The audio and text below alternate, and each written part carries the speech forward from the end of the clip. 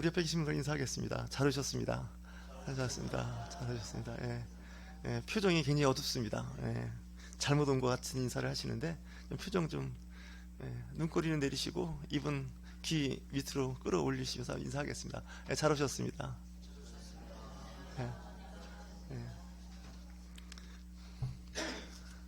말하는 대로 된다는 말이 있습니다. 저는 사실 그 말을 굉장히 안 믿는 사람입니다. 말대로 될 것 같으면 세상 뭐 근심이 없겠다 했는데 돌아보니까 정말 말대로 된다는 생각을 해봤습니다. 긍정적인 말을 하면 긍정적인 쪽으로 가고 부정적인 말을 하면 부정적으로 가는데 이 뇌에 그렇게 길이 난답니다. 그래서 부정적인 말을 하는 사람은 늘 부정적인 말을 하게 되고 긍정적인 말을 하는 사람은 긍정적인 말을 하는데 정치적인 말도 그런 말이 있습니다. 야당은 정권이 바뀌어도 야당 기질이 있다는 거예요. 그래서 사람이 한번 이렇게 어느 쪽으로 길이 나면 이제 그렇지 않아도 되는데 계속 그런 것이 배경에 있게 된다는 거죠. 오늘 말씀은 요한의 이야기인데 요한이 기록한 성경에는 5권이 있습니다. 신약 성경에 요한복음이 있고 요한 1서, 요한 2서, 요한 3서. 오늘은 요한 3서죠. 그리고 마지막에 요한계시록을 기록한 사도가 요한입니다. 요한은 예수님의 12제자 중에 한 사람인데 당시 나이가 제일 어렸다는 것이 일반적인 신학자들의 이야기입니다. 그러니까 10대 후반 고등학생 정도 돼서 예수님을 따라다니지 않았을까라고 학자들이 이야기를 하는데 그럼에도 불구하고 가장 또 오래 살았습니다. 뭐 정확하게 성경에 나와 있지 않지만 신학적인 전승에 의하면 뭐 100세가 넘게 살았다, 90세가 넘게 살았다 이런 기록이 있을 정도입니다. 그러니까 그 당시 나이로 치면 다른 사람의 3배, 4배, 4배까지 아닐 것 같고요. 2, 3배는 더 오래 살았던 것 같습니다. 그러니까 하나님의 말씀에 순종하고 잘 따랐던 사람들 중에 대다수는 일찍 순교했던 사람도 있지만 요한처럼 장수의 복을 누렸던 사람도 있습니다. 그래서 예수님의 그 제자 12 중에 아마도 순교하지 않고 천수를 누리고 사는 사람이 이 사도 요한이 아닐까 하고 예측하는 사람도 있습니다. 물론 성경은 기록하고 있지 않지만 우리 옆에 있는 분들 보면 하겠습니다. 사도 요한처럼 살아봅시다. 장수할 수밖에 없었던 이유 중에 하나가 아마 그런 이유가 있지 않을까 하는 생각이 듭니다. 예수님이 십자가 못 박혀 돌아가시는 그 현장에 12제자 중에서 유일하게 멀리 도망가지 않고 남아있는 제자가 있었는데 요한입니다.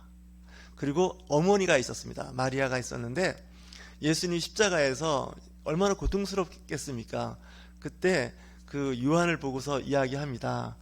내 어머니니까 잘 돌봐라 하고 이제 마지막 유언을 합니다. 그 어머니가 누구냐? 성모 마리아입니다. 그래서 이제 전승에 의하면 예배소까지 모시고 가서 그 사역의 상당 부분을 그 마리아 예수님의 친모를 모시고 살았다는 거죠. 사실은 예수님의 그 동생들 남동생도 있었고 여동생도 있었습니다. 카톨릭에서는 예수님은 성모 마리아가 동정녀에서 유일하게 아들 하나 낳고 안 낳았다 그러는데 우리는 성경을 잘 보니까 적어도 예수님의 형제는 적어도 6남매 7남매입니다. 그러니까 예수님이 장남인 겁니다. 그러니까 동생들한테 맡겨도 되는데 이 사도 요한한테 맡겼단 말이죠. 그러니까 결국 이제 사도 요한은 그 말씀을 잘 받아들여서 이제 어떻게 보면 양어머니 같이 모시고 살았다는 거죠. 그러니까 그 제자가 오래 살아야 되지 않겠습니까? 순교해버리면 안 되지 않습니까? 그러니까 하나님께서 이렇게 우리에게 주시는 복을 보면 다 그 나름대로의 이유가 있습니다. 젊은 나이에 이제 예수님을 따라다녔던 제자였지만 그가 그 이후에 어느 정도까지 나이가 먹었냐 그러면 이 성경에 보면 장로된 나 요한은 이렇게 기록이 되어 있습니다. 다시 얘기해서 사도지만 또 한편 장로였다는 거죠. 이 당시 이제 장로라 그러면 교회 어르신들을 다 장로라고 불렀습니다. 지금은 이제 교회가 이제 그렇게는 하지 않습니다. 그러니까 나이 많다고 대통령 시키는 거 아니지 않습니까? 그렇듯이 비록 40대에도 장로가 되는 분들이 있습니다. 교회로 치면. 근데 어떤 분은 이제 7, 80이 돼도 그쪽하고 관계없이 신앙생활을 하는 분도 있는데 저는 직분을 굉장히 중요시하는 분입니다. 왜냐하면 여러분들 직분을 이렇게 쉽게 보지 마십시오. 그 직분을 이렇게 준다는 거는 그 교회 공동체가 인정했다는 거예요. 그래서 이제 어떤 분들은 뭐 이렇게 그런 직분이 중요하지 않느냐 않다 이렇게 얘기하는 분들은 있는데 그런 분들은 천주교로 가시면 됩니다. 천주교는 그게 없습니다. 그러니까 다 똑같이 지내는데 공산당 같은 체제를 유지하는데 공산당도 아니죠. 공산당도 그렇게 안 합니다. 교회는 그 집사 안십사, 권사 이렇게 장로님들이 계시는데 그만큼 임무를 다 했기 때문에 어른으로서 대접을 받는 겁니다. 어른으로서의 그 일을 안 하고서 자꾸 그러면 우리 말로 이제 나쁜 말로 하겠습니다. 꼰대라 그럽니다. 꼰대가 뭔지 아시나요? 저는 몰랐는데 중학교 다닐 때 친구들이 선생님을 꼰대라고 부르더라고요. 중학생들이. 그래서 왜 그런가 했더니 이제 늘 바른 말만 하는 거예요. 내가 옳다고 생각하는 사람이 이제 꼰대라 그러는데 주로 어떤 선생님이 꼰대라는 말을 듣나 했더니 그 학생과 선생님들을 꼰대라고 부르더라고요. 학교 다닐 때 보니까 학생들을 이제 교회 지도하다 보니까 늘 이제 그 문제 학생들을 이렇게 지도하게 되겠죠. 그러면 늘 그 친구들은 꼰대 건다 이렇게 얘기했던 거예요. 근데 이제 이게 이제 세월이 지나서도 없어지지 않는 말이 됐어요. 그래서 이제 저도 이제 그런 연령이 됐는데 꼰대가 되느냐 장로가 되느냐는 좀 생각해 보셔야 됩니다. 왜냐 거기에 걸맞는 처신을 잘해야 된다는 거죠. 나이는 그냥 먹는 게 아닙니다. 나이에 맞는 역할이 있습니다. 어떤 분들은 나는 겸손하여 겸손한 게 아닙니다. 그건 핑계고 피하는 거에 지나지 않습니다. 제가 전도하다가 이렇게 보면 가끔 이제 연세가 많으신 분들인데 아직도 서리 집사를 달고 다니는 분들이 계시더라고요. 근데 그분들이 하시는 말씀이 내가 교회에서 제대로 했으면 지금쯤 장로가 됐을 겁니다. 그러면서 얘기를 하는데 보니까 뭐 여러 가지 얘기하시지만 결국 다 핑계예요. 다 그 역할 안 하고 싶어서 이리저리 피하는 건데 사실 그 직분을 잘 감당해서 그 역할을 꼭 하는 건 아닙니다. 부족하지만 부족한 가운데 그 직분의 역할을 하는 거죠. 물론 이제 어떤 분은 이제 돈 주고 매수하신 분들도 있는 것 같긴 해요. 이 교계에서 가장 그 역사적으로 흑 역사라 그러죠. 어둠의 역사 중에 하나가 이 돈 주고 직분을 사고 파는 일이 있었습니다. 그런 일들이 있는데 제가 보니까 작은 교회도 그렇지만 큰 교회에서 그런 일들이 많이 일어나는 것 같아요. 그래서 대형 교회나 초대형 교회 장로 되면 사람들은 대단하다고 본인들은 착각하는지 몰라도 우리 쪽에서 볼 때는 저는 돈 주고 산 장로다 뭐 이렇게 얘기하고 돈 주고 산 권사다, 돈 주고 산 집사다 이렇게 얘기까지 해야 합니다. 왜냐 그분의 행실을 우리가 알기 때문에 그래요. 그게 참 중요해요. 근데 우리만 알겠습니까? 하나님도 알죠. 돈 주고 산 장로예요. 돈 주고 산 목사도 있어요. 뭐 이렇게 되고 뭐 박사학위도 보니까 뭐 돈 주고 산 박사도 있고 막 그래요. 요즘에 그게 막 일반화됐어요. 그냥 명예박사라 그래서 돈 얼마 정도 기부하면 그 학교에서 돈이 필요하니까 명예박사 주는 거예요. 뭐 나쁘지는 않아요. 정말 그럴 만한 사람한테 받으면 정말 괜찮아요. 근데 그렇지 않은 사람들이 그냥 뭐 박사, 교수, 목사, 장로란 직분을 가지고 어디 가면 그런 명함을 또 내밀어요. 근데 우리는 알아요. 근데 말은 안 해. 왜? 기분 나빠할까봐. 그죠? 요즘에 기분 나쁘면 천당도 안 간다 그러고 막 그래요. 교회도 안 다니고. 그래서 이 한국 사람들은 이 기분에 의해서 많이 좌우돼요. 그래서 이 참 목회하면서 바른 말 하기가 어려워요.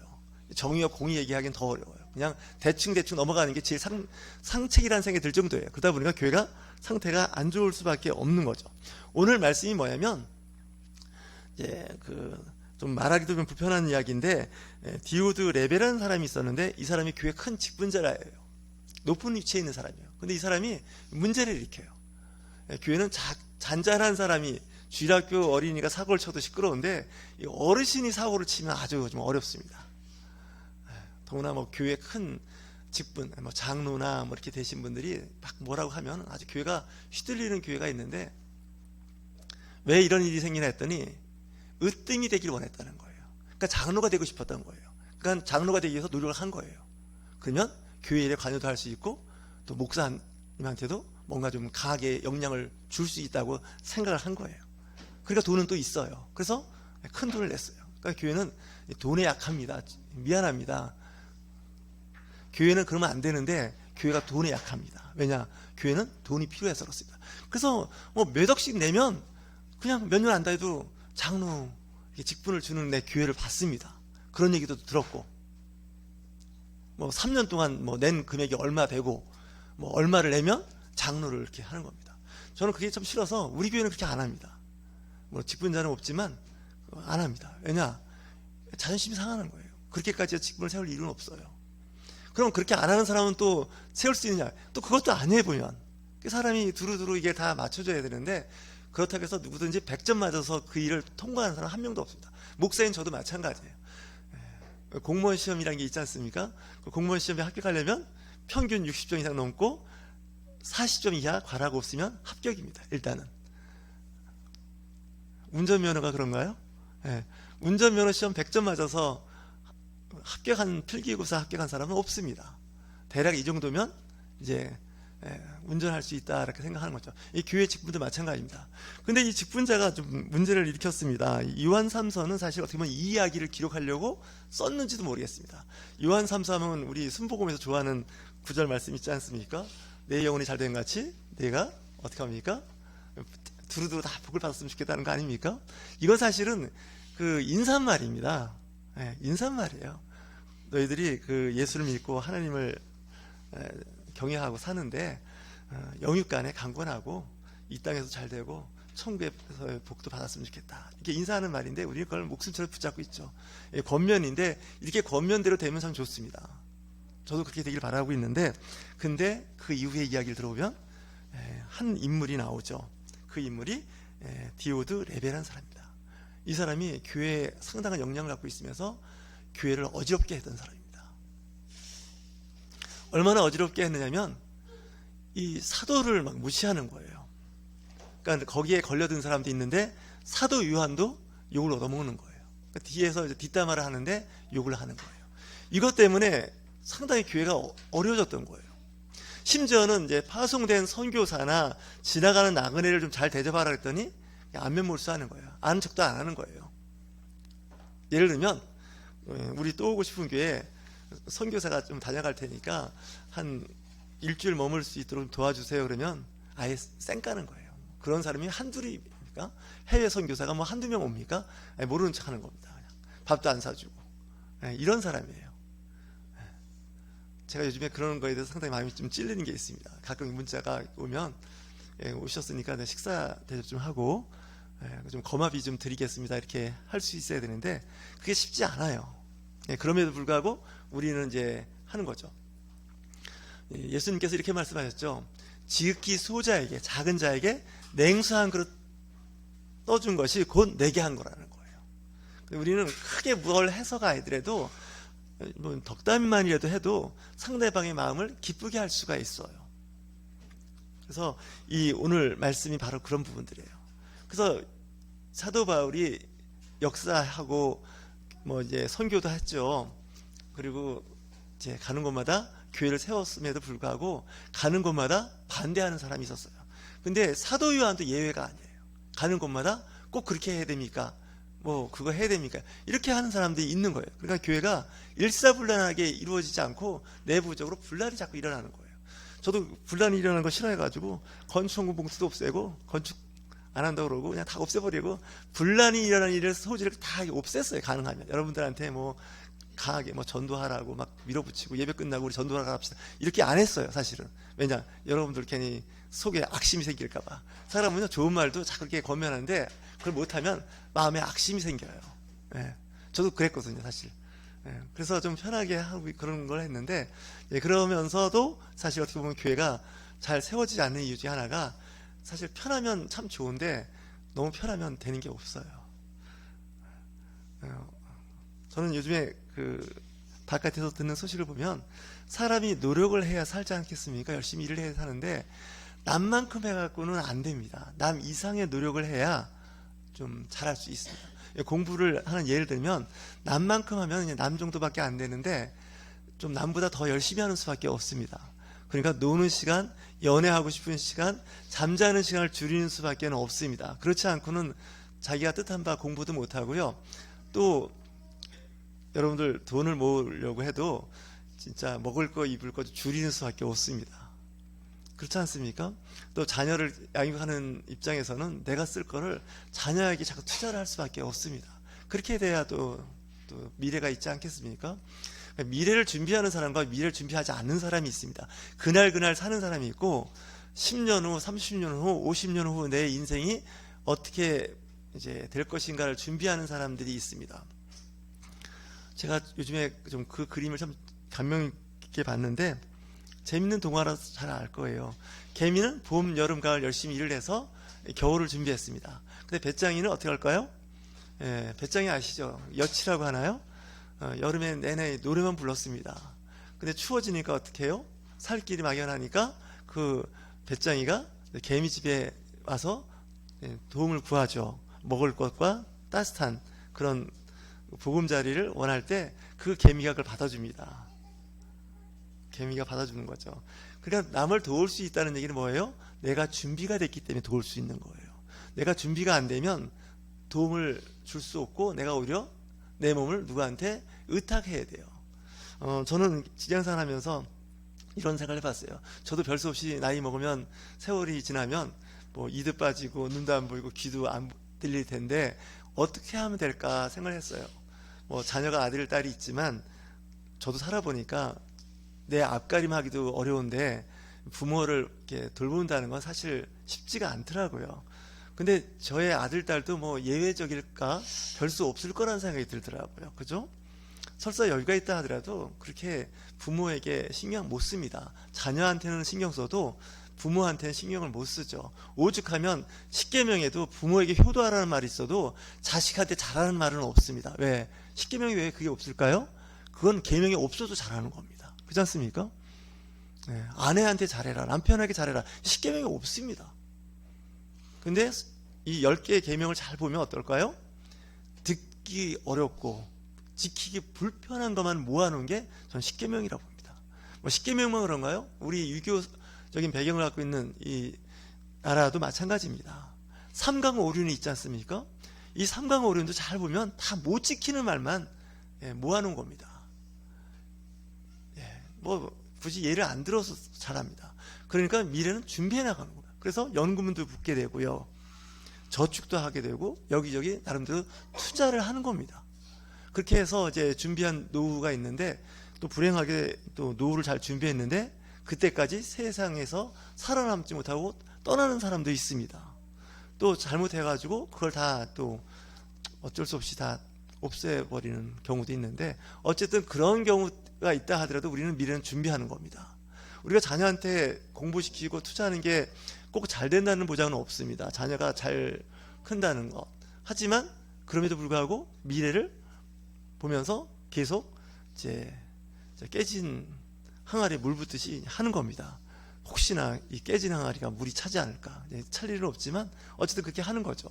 자식도 내 생각, 내 뜻대로 안 자랍니다. 목회도 목사 마음대로 성장하고 부흥하지 않습니다. 선교도 그렇고 양육도 마찬가지입니다. 그럼에도 불구하고 포기할 수 없기 때문에 우리가 그냥 가는 거 아닐까요? 근데 가끔 이렇게 무슨 선한 일, 좋은 일을 함에도 불구하고 반대하는 사람들이 있습니다. 이 반대하는 사람들과 다투다 보면 도무지 일을 할 수가 없어요. 그래서 좀 때로는 방치하듯이 지나고 모르는 척 하는데 이게 너무 도를 지나치게 넘어버리면 이 공동체 보존 차원에서 어쩔 수가 없을 때가 있어요. 우리 치리한다 그러는데 이게 쉽지가 않더라고요. 제가 아는 어느 큰 교회 목사님한테 들은 이야기도 있고 주변 분들한테 들었는데 저는 이런 생각을 해봤어요. 큰 교회 하는 목사님은 근심 걱정이 더 많구나. 옛말에 그런 말이 있습니다. 천석구는 1000가지 걱정이 있고요, 만석구는 10,000가지 걱정이 있답니다. 여러분 믿으십니까? 믿으실 겁니다. 왜냐? 그만큼 문제가 많아요. 그만큼 해야 할 일들이 많아요. 그래서 그 목사님은 성품도 좋고 좀 여러 면에서는 참 덕이 있는 분이라 생각했는데 그분도 소송이 많이 걸려 있더라고요. 10개 넘게 소송이 걸려 있다고 그러더라고요. 아니 무슨 교회를 이렇게 담임 목사를 대상으로 소송을 이렇게 거나 했더니 그렇게 많대요. 그러니까 사람이 살면서 그런 게 자꾸 걸리면 마음이 불편해요. 마음에 평안함이 없어요. 남들이 볼 때는 수천 명, 수만 명이 모이고 수십만 명이 모이고 정말 좋은 차에 좋은 집에 살고 있어도 행복하지가 않은 거예요. 왜냐하면 누군가 나를 미워하는 사람이 있는 거예요. 누군가 나를 싫어하고 그 정도가 심해서 그냥 혼자 그런 생각을 갖고 있는 게 아니라 막 이야기하고 다니고 그런 사람들이 그룹을 지어서 단체로 나를 소송을 거는 사람도 있다는 거예요. 그래서 제가 어르신 되신 목사님들을 가끔 이렇게 그 설교를 들어보면 그 젊었을 때 소송에 여러 개 걸려갖고 고생했다는 이야기를 하시는 목사님들 이야기를 좀 들어본 적이 있어요. 물론 지금은 이름 내면 다 알만한 아주 유명하신 목사님인데 참 그런 부분을 볼 때마다 참 안타깝더라고요. 저는 하나님의 은혜로 작은 목회를 하기 때문에 여지껏 소송 걸려본 적이 한 번도 없습니다. 할렐루야. 할렐루야 할 일인지 모르겠지만 전 그런 건 없습니다. 그리고 성격상 이 소송을 안 합니다. 저는 제가 두 가지 평생 살면서 안 하는 게 있다면 학교 다닐 때 학원을 안 다녔다는 겁니다. 중고등학교 다니면서 학원을 안 다녔습니다. 믿으십니까? 딱 고등학교 때 수학학원 새벽반 2달 다닌 게 전부였습니다. 그래서 저는 유치원을 안 다닌 사람입니다. 어린이집도 안 다녔고 국민학교, 중학교, 고등학교를 다녔는데 학원을 안 다녔습니다. 저 때도 학원 다니는 애들이 꽤 있었습니다. 근데 저는 학원 안 다닌 이유 중에 가장 첫 번째 이유가 뭐냐, 부모님이 돈이 없어서 학원을 안 보내줬습니다. 그리고 저도 부모님의 형편을 아니까 학원 다닌다는 얘기 안 하고 주로 이제 자기 주도형의 그 공부를 했습니다. 제 스스로 공부할 수밖에 없었습니다. 공부는 해야겠고 학원은 어차피 안 되고. 근데 이제 문제는 뭐냐면 이 독학의 한계가 있습니다. 모르는 건 모르더라고요. 내가 노력해서 아는 거는 그 문제가 해결이 되는데 모르는 건 어쩔 수가 없더라고요. 그래서 그 모르는 것 때문에 뭐 상급 학교 진학하는데 문제는 없었습니다. 어차피 우리가 세상 살면서 다 문제를 풀고 해결할 능력은 없습니다.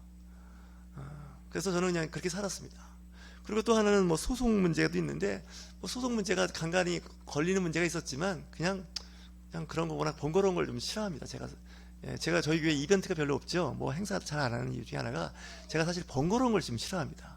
그래서 뭐 좀 귀찮아합니다. 그래서 뭐 하자 그러면 우리 교회도 절기가 있어서 그냥 1년에 3번 하자고 해서 겨우 이제 하는 건데 그렇게 잘 안 합니다. 그래서 그런지 뭐 교회가 이렇게 막 이렇게 활기차고 막 이렇게 막 뭔가 이렇게 그런 건 없습니다. 그러다 보니까 이제 평범하긴 사는데 가끔 이제 속에 화병이 생길 것 같은 생각이 듭니다. 분노가 있지 않습니까? 누구나 그 분노를 어떻게 할까 하는데 이 분노가 꽤 오래 갑니다. 사람마다 이 성격을 이렇게 잘 구분한 거에 보니까 저도 성격이 분류가 되더라고요. 제 나름대로 거기에 분류가 되는데 저 같은 성격이 별로 좋은 성격은 아니라고 하더라고요. 근데 좀 잘 보면 그때 그 상황을 좀 참았으면 좋겠다라는 생각이 들 때가 많습니다. 우리는 그 상황을 잘 못 참아서 일을 더 크게 벌릴 때가 많습니다. 그래서 저는 가끔 이렇게 우리 교회도 뭐 그런 분들이 계시기도 하는데 외부 분들한테 가끔 기도 제목을 이렇게 부탁을 받으면 그 중에 한두 가지가 아니면 상당수가 소송에 관련된 기도를 해달라고 합니다. 우리 교회 아닌데 그때마다 그냥 말은 안 합니다. 또 기분 나빠할까봐. 소송 좀 안 했으면 좋겠는데, 이기든지도 안 했으면 좋겠는데. 그래서 뭐 어떻게 하겠습니까? 또 목사니까 기도해 하겠습니다. 이렇게 얘기해놓고서 뒤돌아서는 잘 안 해요, 사실. 다음부터 저한테 그런 기도 있으면 하지 마세요. 사실 잘 안 해요. 10번 하면 2번 하고 말아요. 왜냐면 고린도전서 6장에 보면 그게 맞지가 않아요, 사실은. 근데 소송을 거는 사람은 대부분 자기의 어떤 억울함과 손해를 보상받기 위해서 하는 거예요. 정말이에요. 근데 하나님을 안 믿는 사람들 같아요. 그런 것들. 하나님은 그 이상을 채워주신다는 생각을 안 하고 당장에 보는 상대방이 백기 들고 항복하는 걸 받기를 원하는 거죠. 그래서 저는 좀 그런 면에서는 불편해요. 근데 또 이렇게 지나서 또 만나서 얘기하면 또 그런 얘기를 해요. 소송에 이겼다고 감사하다고 기도해줘서 잘 안 했는데. 그리고서 나서 좀 지나면 또 어떤 문제가 있냐면 또 기도해달래요. 뭐 했더니 끝에까지 가서 다 이겼는데, 요즘 말하면 대법원까지 다 이겼어요. 근데 또 그 일로 해서 또 소송이 또 걸리는 거예요. 또 시작하고 있는 거예요. 정말 속으로 했어요. 지겹다. 그거 뭐 이겨도 그만 저도 그만 아무것도 아닌 것 같은데. 그게 결국 다 보면 소송은요 99.9%예요 100%라 얘기하는 거 그렇고 뭔지 아세요? 돈 문제예요. 그죠? 돈 때문에 소송 걸려요. 사실은 뭐 형사적인 것도 결국 다 돈 문제예요. 형사적인 문제도요 큰 돈 내면요 상대방이 소송 취하하더라고요. 심한 말로 무슨 큰일이 되면 사람을 크게 상해를 입혔어요. 그쪽에서 원하는 돈이 있어요. 보상비가. 좀 보태서 얘기할게요. 한 3억 원을 달래요. 보상을. 그러니까 3억 원을 다 줄 수가 없어요. 보니까. 그렇게 큰 것도 아니에요. 그러니까 어떻게 해요? 서로 소송이 걸리는 거예요. 근데 제가 좀 돈이 있으면 그럴 것 같아요. 3억 달라 그러면 4억 줄 것 같아요. 그냥. 아니면 5억 줘요. 그냥. 그리고 소송하지 말자고. 그러면 그 사람이 어떻게 생각해요? 자기는 3억 받으려고 이제 했고 안 되면 소송 걸려고 했는데 4억 5억을 받았으니까 어떻게 할까요? 소송할까 안 할까요? 고맙다고. 뭐 다친 사람 어떻게 하겠냐고. 뭐 돌아가신 분 어떻게 하겠냐고. 그냥 걱정하지 마시고 그냥 이렇게 되는 거예요. 근데 문제는 돈이 없다는 게 문제죠. 그죠? 돈이 없으니까 그 얘기를 못 하는 거예요. 그래서 우리 그리스도인들은 좀 돈이 좀 많았으면 좋겠어요. 돈이 많아서 넉넉했으면 좋겠어요. 예, 우리 한번 옆에 계신 분에 돈 좀 넉넉하게 갖고 있읍시다. 왜 말 안 하세요? 예, 돈이 좀 넉넉하게 있읍시다. 제가 보니까요, 세상의 일들은요, 99%요, 거의 돈이면 해결되는 거예요, 사실은. 어떻게 보면 좀 목사지만, 목사가 할 말 아닌데, 목회도요, 돈 있으면 좀 될 것 같아요. 교회 좀 크게 짓고요, 예, 교회 빚 없으면요, 신자들 모입니다. 우리 목사들끼리 하는 말이 있어요. 전도는 교회 건물이 전도한답니다. 우리 한번 옆에 있는 분들 건면하시다. 전도는 교회 건물이 전도합니다. 예, 도무지 말도 안 하시는데, 정말이에요. 교회가 멋있고 이렇게 잘 지내면요, 그냥 교회 다니고 싶은데 뭐 이사 왔는데 그러면 그 교회 가지, 상가 교회 가고 우리처럼 인내 가서 있으려고 안 그래요. 자존심 상해서 그런지 안 하려고 그래요. 그래서 목사님들이 그냥 무리해가지고 교회를 건축하는 거예요. 건축하면 꼭 뭐가 걸려요? 소송이 걸려요. 왜 소송이 걸리는 줄 아세요? 교회 지다가 건축비를 다 못 대니까 소송 걸리는 거예요.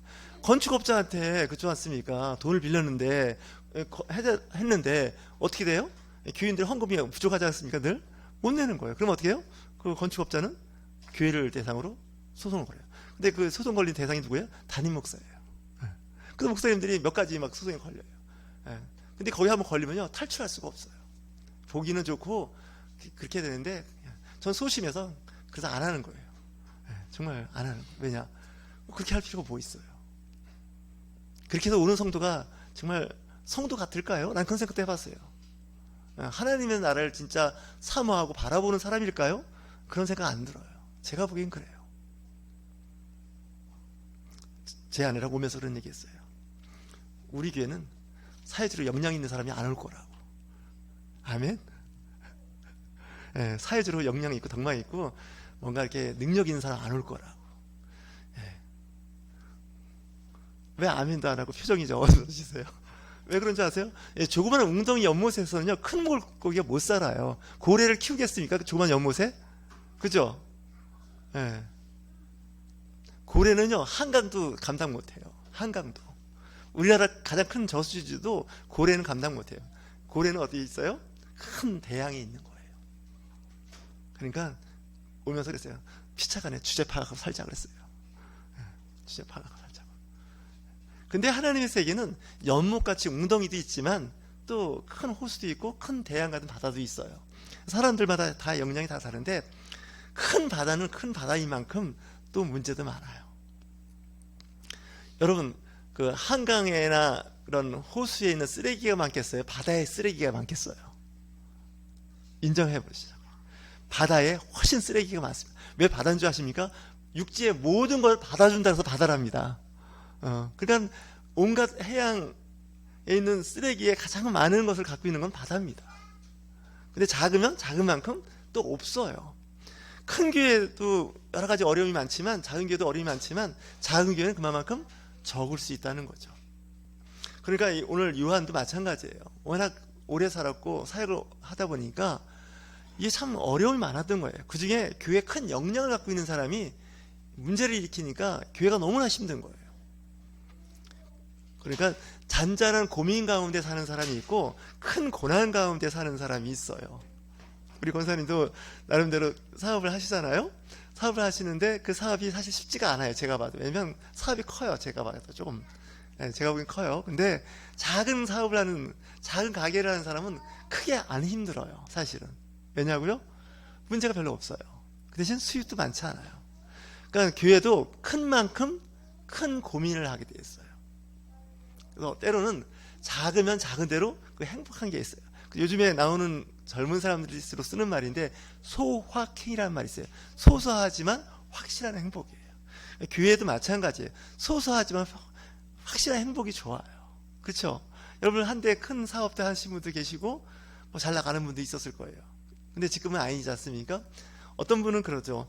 이제는 마음이 편하다는 거예요. 안 하니까. 옛날에는 정말 남이 알 만큼 큰 사업과 큰 회사를 운영했는데 너무 많이 힘들었다는 거예요. 어느 정도 연세가 되시면 후계자들한테 물려주잖아요. 회사를. 왜 그런 줄 아세요? 정신적으로 감당이 안 돼서 그래요. 힘들어서. 잘 될 것 같은데 잘 안 되는 거예요. 근데 우리가 작은 구멍가게 같은 가게는요, 70, 80여도 그 일을 해요. 왜냐하면 규모가 크지 않으니까. 일도 마찬가지잖아요. 그러니까 여러분들 이 세상 사시면서 힘들고 어려운 일들이 많아요. 지금 이 요한 3서에 나오는 성경 말씀도 잘 읽어보면 요한이 얼마나 이 편지를 쓸 때 힘들었을까, 마음이. 그렇지 않습니까? 그래서 이 신약 성경책을 이렇게 서신서를 잘 읽어보면 결론이 뭔지 아십니까? 초대교회 굉장히 힘들었다. 결론은. 왜 힘들었냐?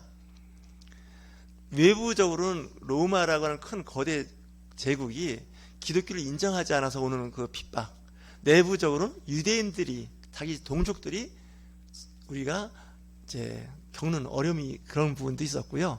또 하나는 뭐냐면 그 교회 안에 분란이 많았어요. 지금 교회가, 한국교회도 예외 없이 여러 가지 어려움이 있잖아요. 근데 이 문제는 과거에도 있었어요. 초대교회는 저는 더 심했다고 보는 사람이에요. 정말 심했어요. 근데 지금도 심해요. 근데 앞으로도 심해요. 그러니까 교회는 항상 그런 곳이에요. 그러니까 교회는 늘 근심 걱정이 떠나지 않는 곳이 교회예요. 교회 오면 마음이 편안하고요, 위로받는다고요, 하나님께서 위로해 주신다고요, 물론 있습니다. 근데 그만큼 또 마음에 아픔도 있어요. 그것이 교회이기 때문에 그걸 잘 아시면 신앙생활하는 데 어려움이 없어요. 사람 사는 데는 수도원도, 수녀원도, 성당도, 교회도 예외 없이 다 비슷하게 겪는 거예요. 근데 그리스도인들의 특징이 뭘까요? 그걸 견딜 수 있는 맷집이 있어야 돼요. 맷집이 있어야 돼요. 이 맷집이 없으면 그냥 바람에 날아가는 겨와 같이 그냥 날아갈 수밖에 없어요. 성도는 사실 어려움이 있을 때 잘 견디는 사람이에요. 회사를 잘 다니는 사람도, 끝까지 잘 다니는 사람도 특히 뭔지 아세요? 가끔 사장님한테 불려가서 혼날 때도 있어요. 그죠? 아니면 그 윗사람들한테 일 못한다고 혼날 때도 있어요. 그렇다고 사표 쓰고 나오면 안 돼요. 그죠? 그래도 그냥 다니는 거예요. 회사는. 학교에 갔더니 시험 성적이 떨어졌다고, 저희 때는 체벌이 있었어요. 맞았어요, 늘. 예. 맞아보시는 어르신들 기억나시나요? 예. 맞아보셨죠? 예. 저는 안 맞았어요. 저는 공부 잘했어요. 죄송합니다. 이런 말 하면 안 되는데. 다시 얘기해서 그래도 어때요? 그 다음날이면 학교 가는 거예요. 그죠? 그 전날 선생님한테 죽지 않으려고 맞았잖아요. 그 친구들 앞에 다 망신당하고. 그래도 어떻게 해요? 그 다음날이면 학교 가는 거죠. 네, 그리고 또 졸업하고 또 상급 학교 가고. 그 동창회 가면 어때요? 그런 걸 친구들이 다 공유하는 거예요. 심지어는 수업 시간에 그 치팅이라고 그러죠. 부정행위 하는 거. 그것도 있었어요. 그래도 어때요? 또 친구들 만나면 반갑잖아요. 그래서 학교, 그 어린 학교 때 다닐 때 그 동창회가 참 좋은 게 뭐냐면 그 사람의 과거를 다 알아요. 잘못된 거를. 알아도 다 품고 가는 게 동창회잖아요. 그래서 사회도 마찬가지고 교회도 마찬가지예요. 그런 일이 있어도 그걸 잘 견디는 사람들이 있어요. 살다 보면요, 망신살스러운 일들이 많아요. 우리 그런 말 있죠. 망신살이 뻗쳤다고. 네, 살다 보면 망신살이 뻗쳐요. 그래도 그걸 잘 참고 견디는 사람이에요. 그래서 성경도 얘기하잖아요. 의인은 없나니 하나도 없다는 거예요. 다 문제 있어요. 하지만 그 문제를 알지만 그 문제를 품고 갈 수 있어야 되고요, 견뎌낼 수가 있어야 돼요. 지금 이 요한 3서를 보면 사실 어두운 얘기예요. 어떻게 보면 편지도 굉장히 짧아요. 몇 줄 안 돼요. 한 장밖에 안 되는. 근데 그 안에 어둠이 있어요. 그렇게 어둠이 있는데 그 어둠의 그 편지를 쓰는데 그가 한 내용이 뭘까요? 사랑하는 자야 내 영혼이 잘됨 같이 내가 범사에 잘되고 강건하기를 내가 간구하라. 이렇게 해놓고서 다 어두운 얘기를 해요. 어두운 얘기를, 힘든 얘기를. 그게 과거에도 현재에도 미래에도 늘 있습니다. 저 여러분 마지막 날까지 맷집 좋은 성도가 되시길 주의 이름으로 축원합니다.